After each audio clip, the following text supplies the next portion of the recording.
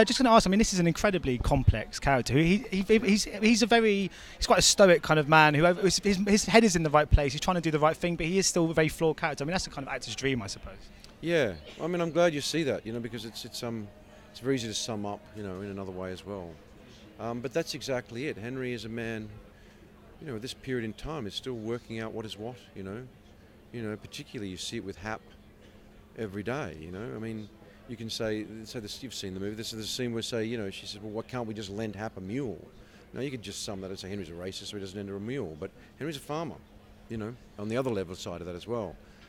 He understands that Florence saves his 2 girls, Does he have the education and the thought and the wherewithal to spend the time to understand that how he talks to Hap and how he looks at Hap?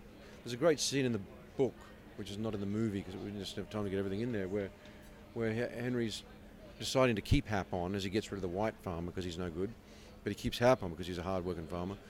And he's talking to Hap, and he realises Hap can read. And then he also sees that Hap's looking him in the eye.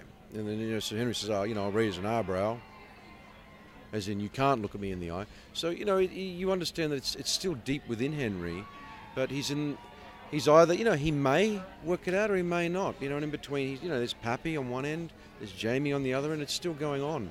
And Henry is, he's a branch swaying in the middle, and that was what I thought it was necessary and what Dee required in the movie from me, to not make Henry Pappy, to not make Henry Jamie, but to find that ground so you just do say, hey, you know what, consider what how you spend that currency of like, I'm the white man here.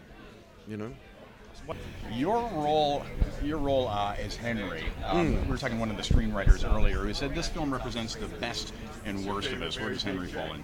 Yeah, Henry's a mixed bag. He's a good man.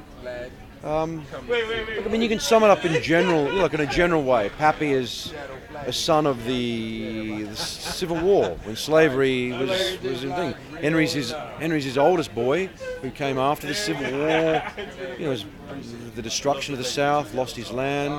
So he's still halfway. And then Garrett has, Jamie has been to war and fought alongside black soldiers and Ronzel and is grateful for them saving his life. And so he's on the path to, enlightenment, let's say, So he's in the middle there, and there's that give and the take. He's a decent man, but he still has, he still treats people a certain way. He doesn't have the education, the understanding. He's a product of where he's come from.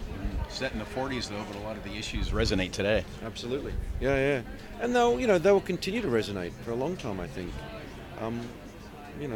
Things don't just go away. You've got to keep working and fighting and legislating and, and educating. Ladies and gentlemen, you're watching Hey You Guys! Hey You Guys, huh? Hey You Guys. Is that from the Goonies? It is indeed, yes. Nice. Hey